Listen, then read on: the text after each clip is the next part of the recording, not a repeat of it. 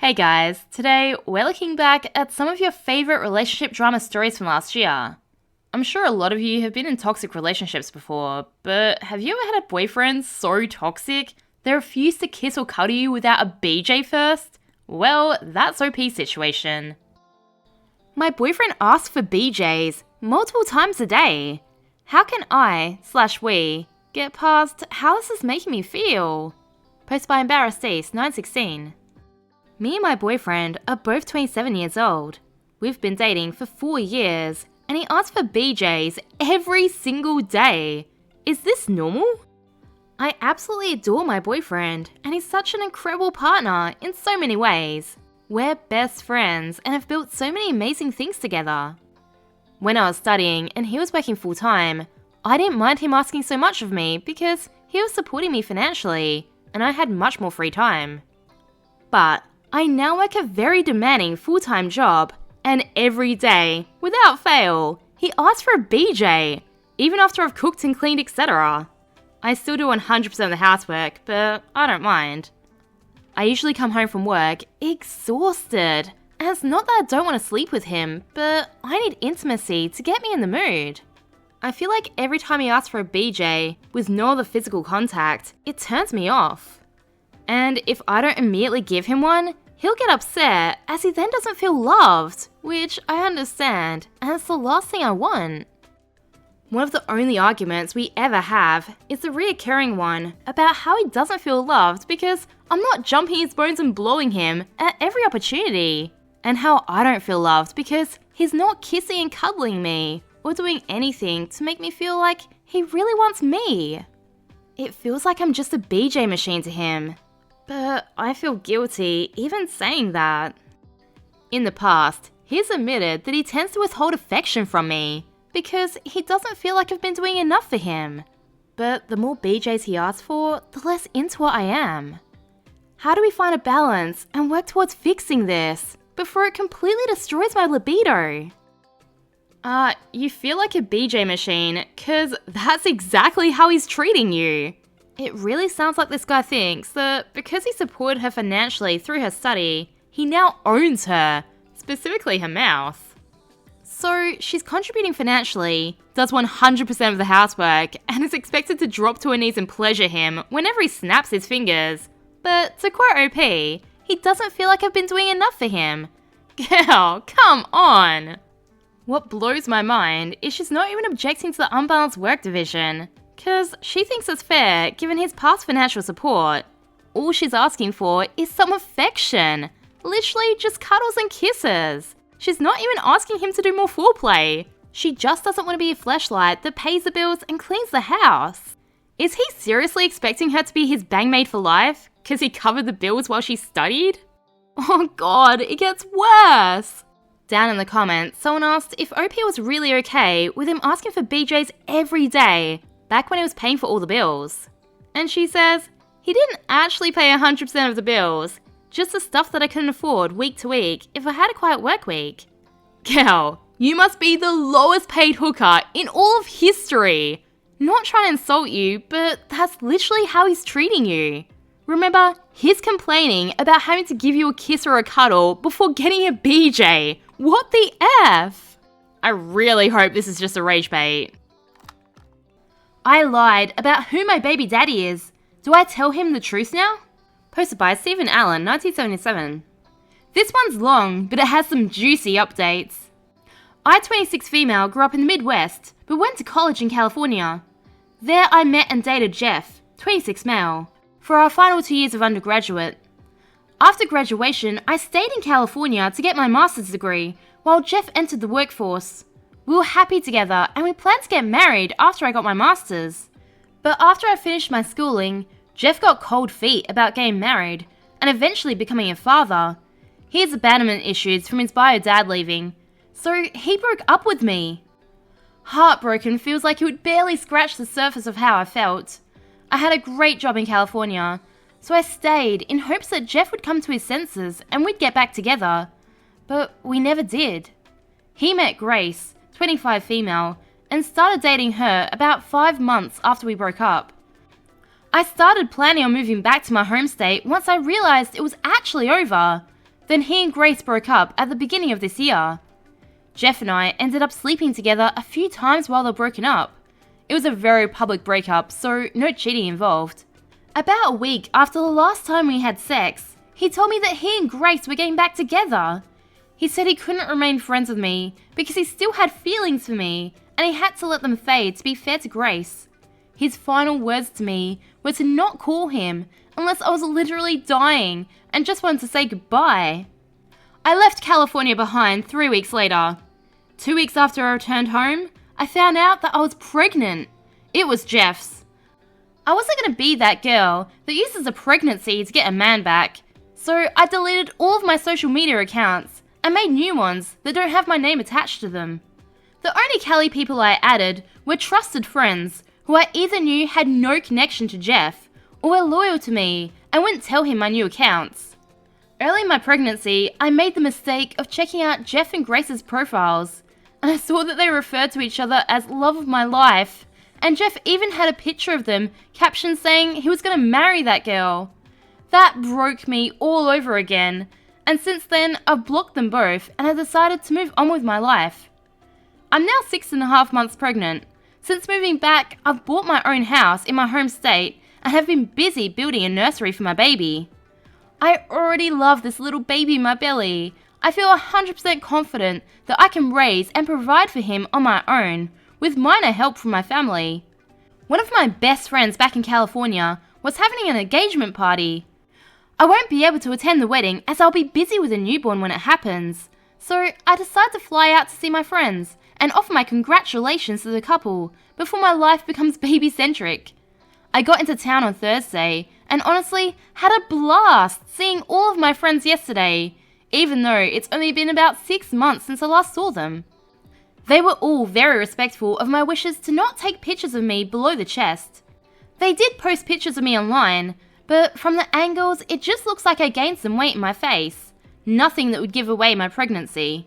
A couple days before my flight back home, and the friend I'm staying with suggested that we go to the store because she wanted to get a scrapbook for our engaged friend. So we went to the store, and as we were getting ready to leave, I saw Jeff's cousin Tanya, 22-ish, female. I'd talked to her several times at Jeff's family gatherings over the years, but we never really got along. She was always a bit too gossipy for me to like her, so of course, she was the last person that I wanted to see. The first thing she did was loudly announce that I was pregnant, as if everyone in the store couldn't just tell by looking at me. Then she starts grilling me, asking if Jeff knows. I said no, and that he doesn't need to know as it's not his. That was a lie, obviously, but I didn't want to open that can of worms. Tanya then tells me with how big my belly is that I'm far along, and asked how I could move on so quickly. I told her that Jeff and I broke up a long time ago. She responded saying that everyone knows we were still hooking up at the beginning of this year. I did not know that that was common knowledge. I figured Jeff would have kept his mouth shut about that. Anyway, I lied to her and told her that I already had a new boyfriend and that I was 5 months pregnant. She seemed to accept that and awkwardly congratulated me. My friend and I paid for her stuff and left immediately after that. I prayed that would be the end of it. Like I said, Tanya is a gossip. So of course she went and ran her mouth about seeing me pregnant just a few hours later. Now a bunch of my friends have messaged me saying that Jeff is blowing up their inboxes trying to reach me. None of them have told him my new number or social media, so he has no way of reaching me himself. My flight back home isn't for another 2 days and I'm freaking out. Some of my friends are saying that I should just tell him the truth now that he knows I'm pregnant. I still say I can get by pretending it's someone else's and that I'm not far enough along for it to be his. Honestly, I just want to ignore him and go back home. However, I'm having some doubts that it's not the right choice and there isn't a clear consensus on what to do, so I'm turning to internet strangers. Too long didn't read. I got pregnant by my ex, moved away, planning to raise the child myself. His cousin saw me and told him I'm pregnant.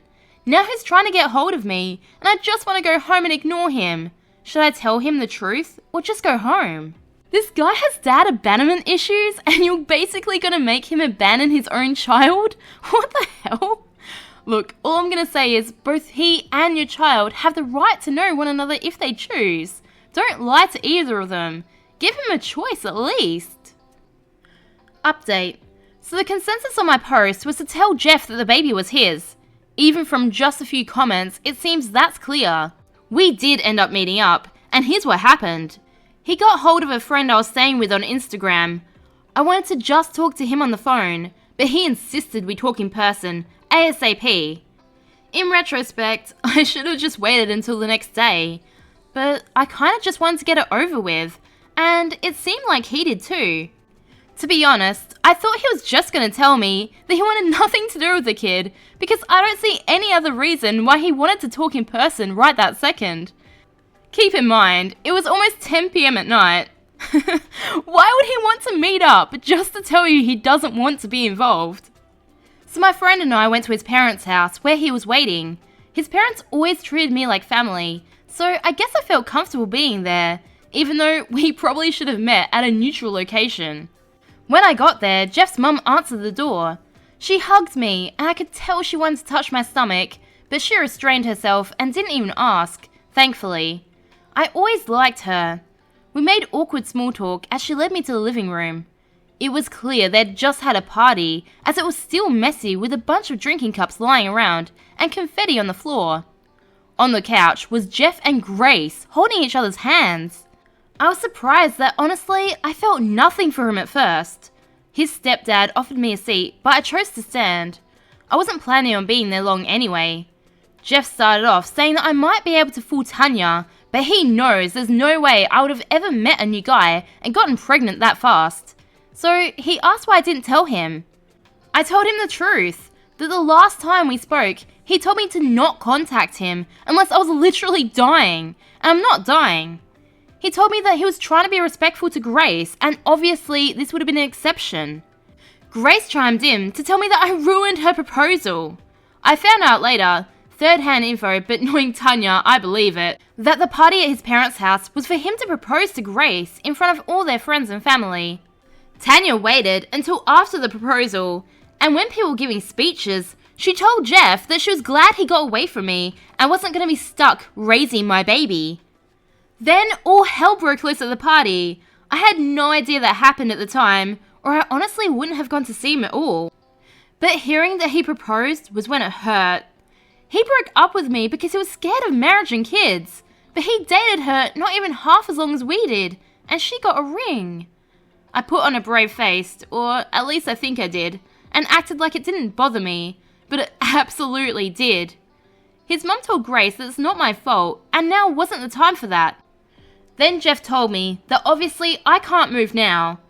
I told him that I already did. I was only in California for the weekend. He countered that, saying that I have to move back. I told him no, I'm not doing that. He said, well, I can't just leave. At that point, I got frustrated and told him that I left months ago. My job is in my home state. I bought a house. All my doctor's appointments have been there.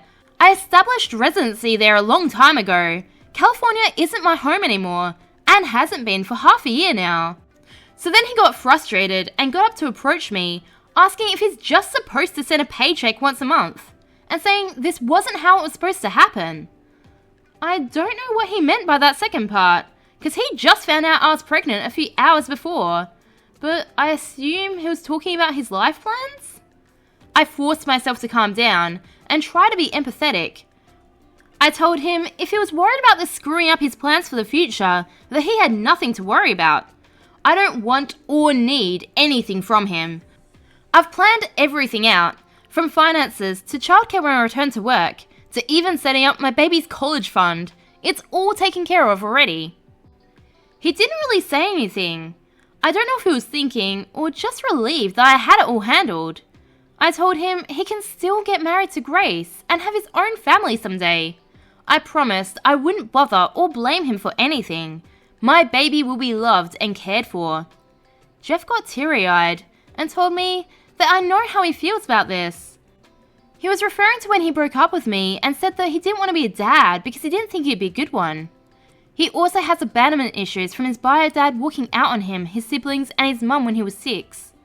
I told Jeff that he's not him, his bio dad, and that he's better than him and always will be. His mum started crying at this point. I guess from seeing how his dad's abandonment still affects him to this day. I promised Jeff that I wouldn't let my baby think that Jeff was a deadbeat. I'd be honest that we just weren't meant to be together and we live thousands of miles apart. He told me that he just can't not be in his kid's life, that I don't understand what that could do to them. He asked if we could just figure something out together. I asked him what he realistically expected would be a solution, because I'm not moving back to California, and I highly doubt he and Grace wanted to pack their bags and move that far away from their friends and family. I said I'm not going to be sending my kid on a plane every few months either, because that's just too much. Jeff didn't say anything about that, so I told him maybe that could be an option when he's older and has more independence, but right now, that's not happening. Jeff's eyes lit up and he said, "It's a boy?" I'd been careful to not reveal the gender up until then, but I messed up. I nodded and he nervously asked if he could feel the baby. Before I could even respond, Grace let out this big wail and stormed off to the kitchen. Jeff apologized to me and then went to comfort her. His mum excused herself as well, as she was still crying. So she left and her husband followed her. That left me and my friend awkwardly standing there alone in the living room. All we could hear is his mum sniffling in the hallway and Grace sobbing while talking to Jeff in the kitchen. It was so incredibly uncomfortable. And I know many people will hate me for this, but I just felt so overwhelmed by the whole thing. Maybe it makes me pathetic, but having to stand in the room where a party was just held to celebrate Jeff proposing to another woman hurt so damn bad. So I left. I told my friend, "Let's get the hell out of here," and we walked quietly out. We ended up staying in a hotel, and I was able to get an earlier flight home on Sunday. Now I'm back home, and putting my focus back on the nursery. I told my friends that I'd talked to Jeff, and I apologized if he still tried to reach me through them. I advised them to block him if it's too much. I know this isn't the end of things. I'm planning on reaching out to him again eventually. Even if he did break my heart, I still care about him, and I won't deny him a relationship with his kid, if that's what he really wants. I have no idea how it's going to work. Update 2. First, I've seen a lot of comments saying that Jeff proposed to Grace within a few months after they started dating. That's not true. Aside from the 1-month breakup where Jeff and I conceived the baby, they were together roughly a year and a half before the engagement. Assuming they had no more breakups after, I don't know their full history, nor do I care to. Second, I feel like people were being a bit harsh on Jeff. I can honestly say he's not an abusive or controlling person. The man never so much as raised his voice at me in 4 years that we dated. He was a bit overbearing by demanding that I had to stay in California because that's where he is, but he just found out about the baby and was panicking that I'd disappear and he wouldn't be able to contact me. Which, to be fair, that's exactly what I did do, so I get it. I had a million thoughts, some wildly ridiculous now that I think about it now, running through my own head when I found out too. Third, he wasn't juggling Grace and I at the same time, like people think. She broke up with him. They both thought it was for good at the time. He and I started having sex again, but it wasn't like we were in a sequel of the lovey-dovey honeymoon phase. It was a weird, confusing time. We weren't talking about getting back together. I already had a start date for my new job back at home, and my move was already scheduled, although he didn't know about any of that. I was still in love with him, of course, and I hoped he'd tell me he wanted to get back together, and I would have stayed, but he didn't. Finding out that he was getting back together with Grace hurt, but I can't say I felt used for sex. I don't think either of us knew what the hell we were doing by sleeping together again. Jeff is a simple man overall. I promise he's not some supervillain taking advantage of women and playing with their emotions. I'm not making excuses for him. I wish it were that easy to say that he's a dirtbag and you should all give me your sympathy. But in reality, I know who Jeff is as a person. Anyone who reads my post just knows him as a collection of bad or questionable choices he's made. If you summarize anyone just by the bad stuff they've done, of course they come off as unlikable. Jeff's not evil or manipulative. He's just got some stuff that he probably should have worked through years ago, and admittedly, I never thought his issues were that bad until we broke up. Plus, I'm positive that Grace knew we slept together while they were broken up. There's no way that was a shock to her. He would have told her himself, and even if he hadn't somehow, if Tanya knew, then everyone else would have known surely afterwards, guaranteed. So on to the actual update. I planned on contacting Jeff after a couple weeks. I wanted to take time to gather my own thoughts and figure out what I wanted to say. Instead, I got a phone call from his number about a week after I returned home. He left a voicemail asking me to call him so we could talk. I was honestly furious, because there's no way he should have been able to find my number. It might not seem like it's a big deal, but to me, I saw it as there being someone who betrayed my trust. I texted him asking how he got my number. He said it wasn't important and that he wanted to talk. I said it is important to me, but he still didn't want to tell me. I told him we can talk when he tells me who he got my number from. So finally, he told me who it was, and sent a screenshot of the conversation when I asked for proof. It was the second least likely friend that I've expected to break my trust. That's a whole other story though. So we talked over FaceTime, and he told me that he absolutely wants to be in our son's life. He doesn't know how it's going to work long term, and neither do I. There's no threat of lawyers or his mum shouting grandparents' rights in the background like some people were expecting. We're adults and we'll figure this out. The situation is not any easier to handle logistically, but the emotions from that night have died down, and we have clearer heads to move forward with. He did, however, have the audacity to tell me that he hates that I didn't tell him much sooner, and that I wasn't planning to tell him at all, until Tanya found out, because he thought we meant much more to each other than that. I told him that I thought we did too, until he told me to not contact him unless I was dying. That shut him up pretty quickly, because he now knows that it was an extreme and unnecessary thing to say, even if he did want to cut contact with me. He apologised for it, and I apologised for not telling him about the baby myself. That's all we can really do. We're about to co-parent a child together, so we don't get the luxury of holding a grudge over one another. He also told me that he and Grace are no longer together. He claims it was a mutual decision, but that sounds too easy to me. How do you go from newly engaged to broken up in 18 hours with it being completely clean? I'm guessing he just wants to spare me the ugly details on what actually happened. I do feel bad for Grace. Other than incorrectly assigning me the blame for her ruined engagement party, she didn't actually do anything wrong. I don't know her personally, but I know her proposal night should have been one of the best nights of her life, and it was ruined. I wouldn't want that for any woman. And because I know what everyone's going to say, no, I'm not seeing this as an opportunity to get back with Jeff. Honestly, all my focus is on my son right now. I'm not thinking about jumping into any relationship, much less with the man who broke my heart once already. I think Jeff and I need to figure out how we're going to co-parent first and foremost. And to be honest, I want a man who loves and chooses me for the person that I am, not because I happen to have given birth to his child. Plus, I don't know that I could ever get over that he proposed to Grace over me. Even if they broke off their engagement, I still want to know why she got a ring and I didn't. I'm going to ask eventually, but I don't think any answer will ever make it okay to me. A lot of people said that it wasn't that he didn't want marriage, that he just didn't want marriage with me. I find that hard to believe because, as I said above, we really did have an ideal relationship. Our breakup wasn't a build-up of issues. It was really as simple as, you want marriage and kids, I don't. Which I think most would agree was the most natural end of a relationship. If it really is as simple as I wasn't the one, then I want him to look me in the eyes and tell me that himself. Jeff is a terrible liar, even when he's lying for a good reason, like a special surprise. He fidgets his fingers and can't maintain eye contact when he's lying. So if he looks me in the eyes and tells me his reason for why he chose to marry her and not me, I'll know he's being honest. He's been texting me every day and calls me every night to say goodnight. Sometimes he wants to talk to the baby. It's a bit confusing for me because he broke up with me because he doesn't want a kid. But now he wants to be involved to the point where he's going out of his way to contact me and ask if I need anything.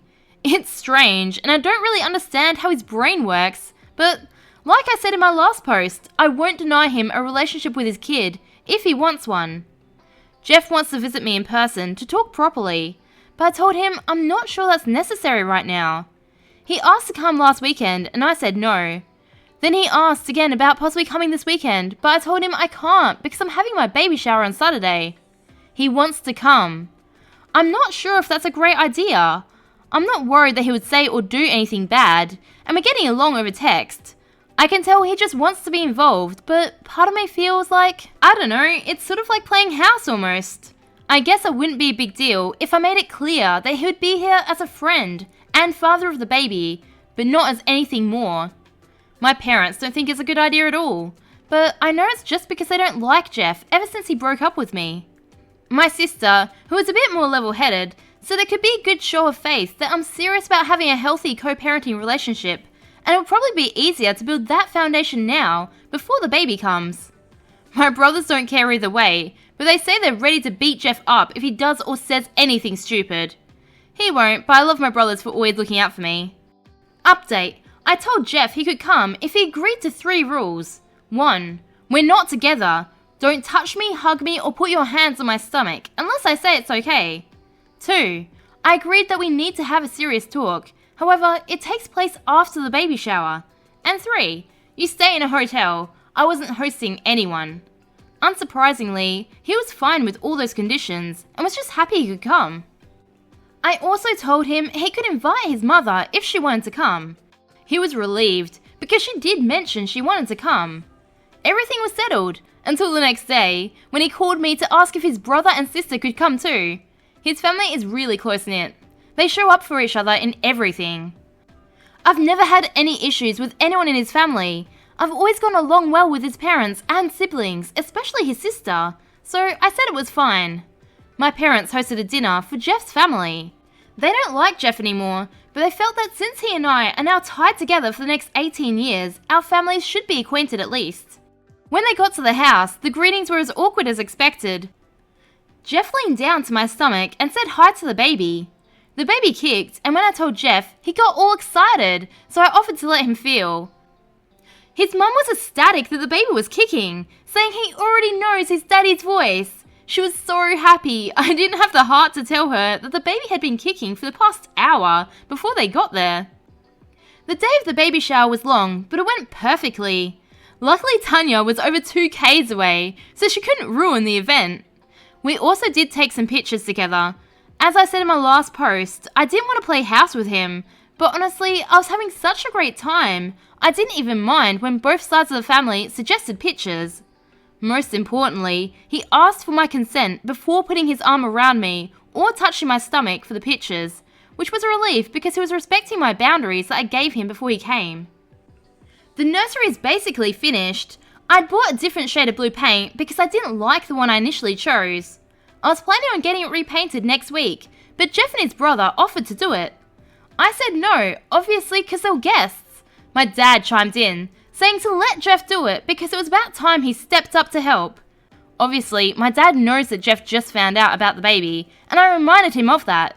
But my parents were the ones who had to comfort me every time I cried, when I first moved back home, and again when I found out I was pregnant.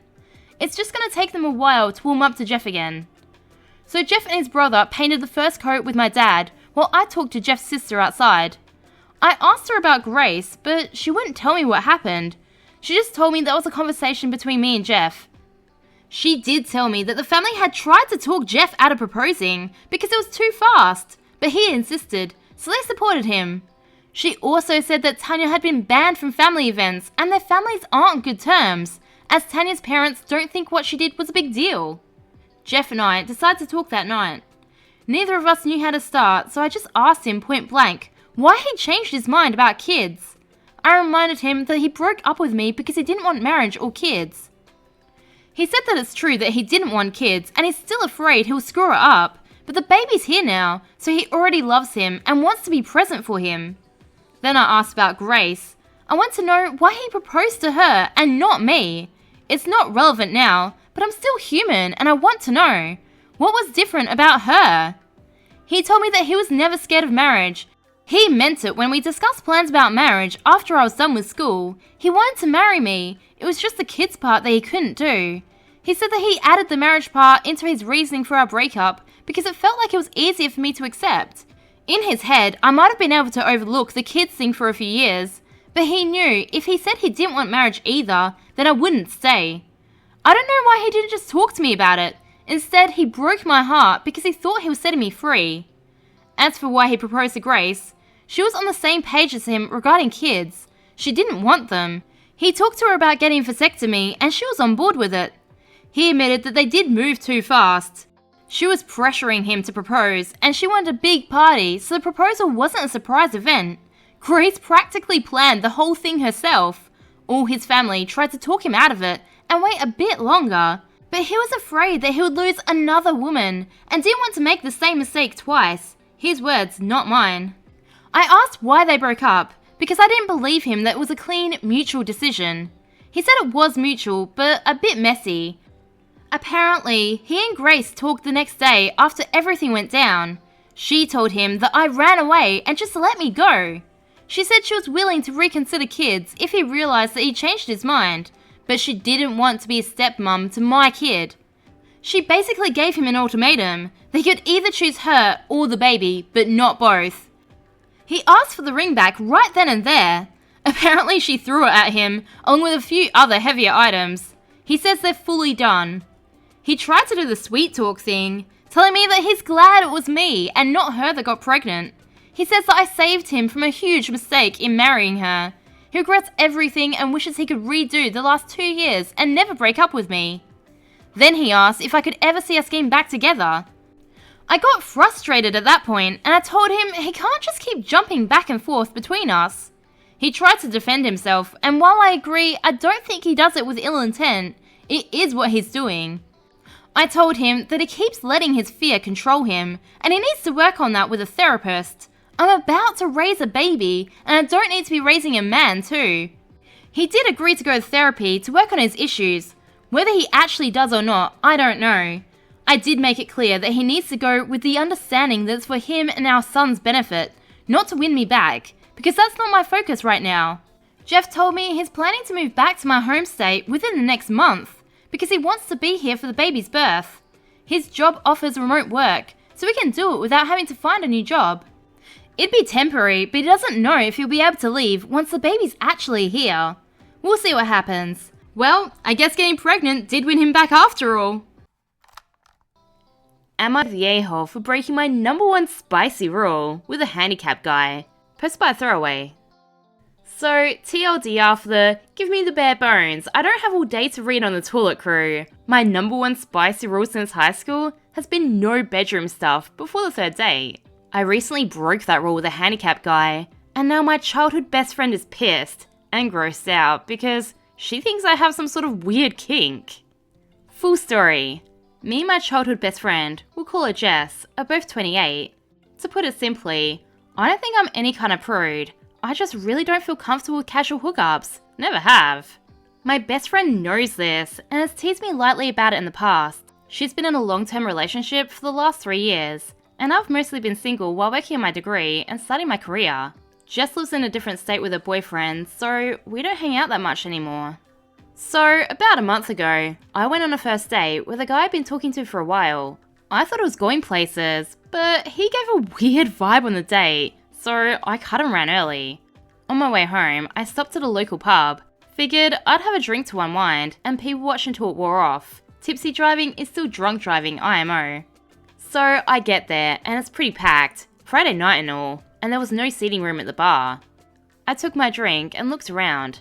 Most of the restaurant side of the pub was someone's birthday party, but there was one small table with a spare seat off to the side with a guy reading a book. So I say F it. I'm a social person. What's the worst that can happen? He says no? So I asked if I could sit there for a bit and promised we didn't have to talk or anything. At this point, I feel like I've effed up because this guy close up is the hottest man I've ever seen.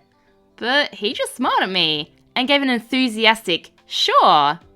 After a few minutes of me sipping in silence, he says, I don't mind talking if you want to. Yeah, I want to. Are you kidding me right now? We talked for a bit, and it turns out that Mike, fake name obviously, is 29, just finished his master's degree in some kind of computer learning field. I program computers to program computers, and he's living on his own for the first time. He apparently stops by the pub after work because he's right around the corner, and and he's not used to the silence yet after living for so long with half a dozen siblings. We talked for a good 2 hours about everything from dating, which he said he's basically given up on, to hobbies and tastes, and we have a near total eclipse on a Venn diagram on this stuff. I eventually sort of blurted out that I don't know why he's given up on dating. This is the closest thing to a good day I've had in forever. Shooting my shot here, lol. He gets an odd kind of look on his face and says, "Tell you what, I have to go to the bathroom, but when I come back, I'll ask you out for real." Weird, but okay.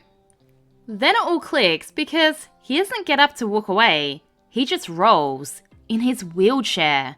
And I'm thinking, oh my god, he wanted to give me a chance to back out of this without making it awkward. How cute can this guy be? He grinned like crazy when he got back and saw that I was still there. And I basically tripped over myself, saying something like, "So I'm free all weekend, what did you have in mind?"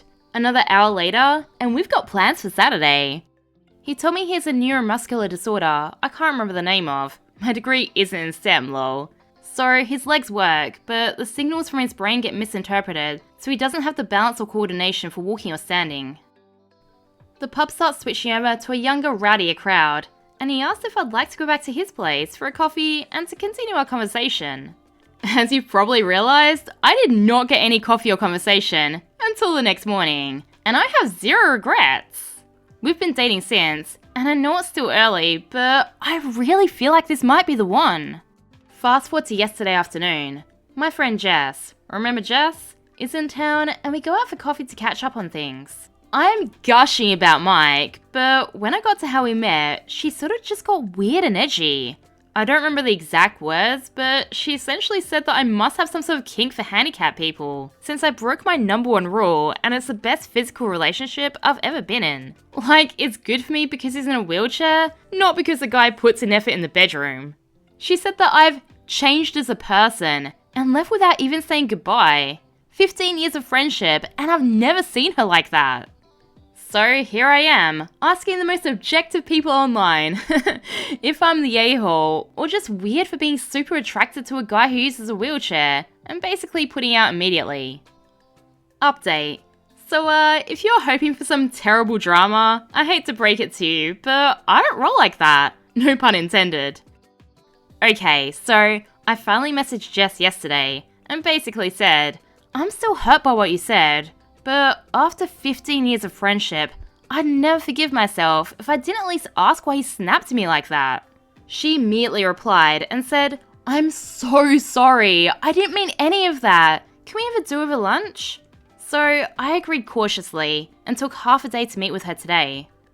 Turns out, those of you who said she was jealous and that she might have something else going on, and especially the person who said she might have something going on in her relationship, gold stars.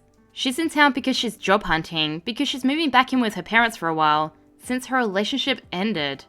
Apparently they've been having a ton of small problems that keep adding up, but the biggest one? Intimacy. Her ex was apparently never great, but it's gotten to the point where he makes no effort at all for her to enjoy herself, and then gets annoyed that she's not in the mood.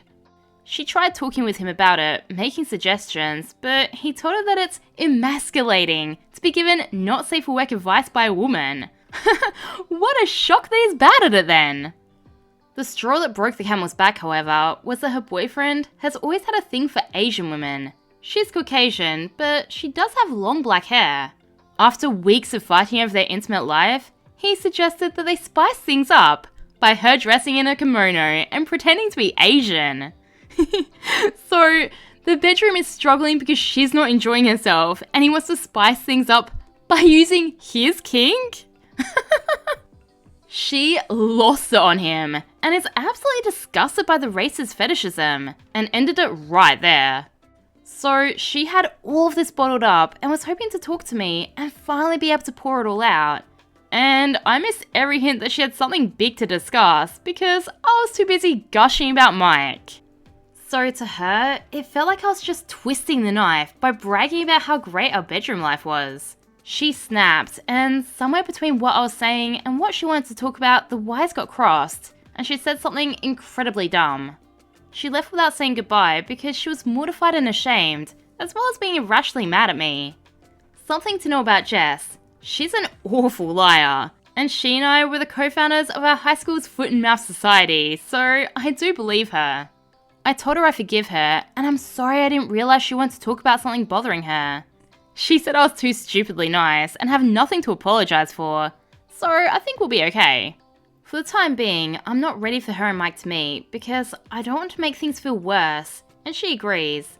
But she's really happy for me. Hopefully, this is just some funny story we can look back on someday. So, there's a lot of really long updates. No new information, but super cute. Basically, all about how good OP and Mike are together, and how his family's accepted her as their own. It's nice to have a wholesome story in Am I the A-hole for once. Wholesome stories are rare on this subreddit, so I had to include it.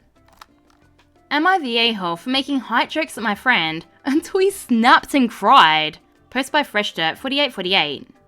I, 22 female, have this close friend, Nick, 28 male, and he's really short, like 5'2". We've been friends for a while and we get along great. I also kind of have a crush on him. He's really sweet, handsome, talented, and fun to hang with. I've always been the type of person to joke around with people. My family and friends constantly tease each other, and it's never meant to hurt anyone. It's just how we show affection.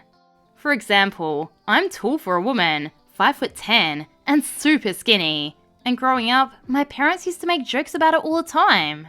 So what, you basically have the body of a model? Guys actually get judged and rejected for being short all the time. It's really not the same thing. My parents would call me beanpole, say things like, careful with those low ceilings, or put some coins in your pocket when you go out, it's really windy. And when I was younger, I'd cry because the jokes really hurt. My parents would then tease me and call me a crybaby, which made me toughen up over time. Now I'm used to it, and the height jokes just roll off me. My friends still poke fun at me, calling me Slender Man as a nickname, or saying they could perform a skeleton anatomy lesson on me, and I always laugh along. Since Nick is the shortest person in our group, I've made a lot of height-related jokes around him. Stuff like calling him fun-sized, asking if he needed help reaching something, or saying, where did Nick go? Aw, there you are, way down there. He usually laughed and joked back, so I thought it was fine. For example, he'd tease me by saying, how's the weather up there? And I'd respond by picking him up and saying, I'll show you. It felt playful and harmless, and I figured if he wasn't okay with it, he wouldn't joke with me too, or he wouldn't laugh. So the other day, we were at a semi-formal event and Nick showed up in a really nice suit. He looked sharp, and honestly, he looked mad fine. And I might have been a little flustered by how good he looked. So, naturally, I couldn't resist cracking a joke. I saw him and said, looking good, boss baby. Everyone burst out laughing, and Nick laughed too, at first. But then I noticed his expression change, and he got really quiet. A little while later, he just walked off without saying anything. I went to check on him, and that's when I found him sitting alone, crying. I was completely caught off guard. I asked him what was wrong, and he finally admitted that the height jokes had been bothering him for a long time, and the boss baby one had sent him over the edge. He said he's always felt insecure about his height, but didn't want to bring it up because he didn't want to seem overly sensitive or kill the vibe. I felt awful. I apologized right away and stopped making any jokes about his height after that.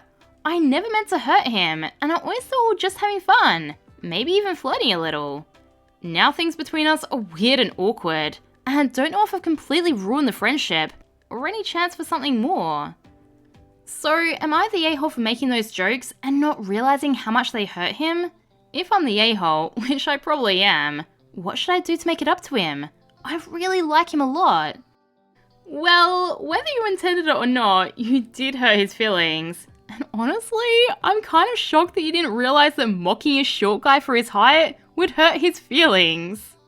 But it seems like you genuinely didn't know it was hurtful and apologized as soon as you realized, so I'm not sure if you're really the a-hole, more like a clueless idiot. Update. Y'all, I called him to see if he was home because I wanted to talk, and when he said yes, I quickly showed up with flowers. It was a short walk. We lived just a few blocks away from each other. I apologized again, explaining that I didn't mean to hurt him. I promised to never make jokes about his height again and handed him the flowers. He looked super happy and told me that no one had ever bought him flowers before. We hugged and it felt so good. He invited me in, and after a bit of talking, I finally told him how much I liked him. Nick seemed beyond shocked. He said the jokes had made him think that I was disgusted with him or something, which only made him feel worse because he had feelings for me as well. Everything's okay now. I even got a kiss. Aw, that's such a sweet end to the story. As a kid, it's not always easy to recognize when your parents are being toxic, but hopefully this will open OP's eyes to how all their cruel jokes hurt her as a kid, and how now she's basically doing the same thing. What her family was doing wasn't just friendly banter, it's just bullying. Now, not all love stories are this sweet. If you discovered that your brother and sister were secretly dating, what would you do? Well, that's a dilemma that OP's facing in the next video. Click here if you want to see that, and thanks for watching.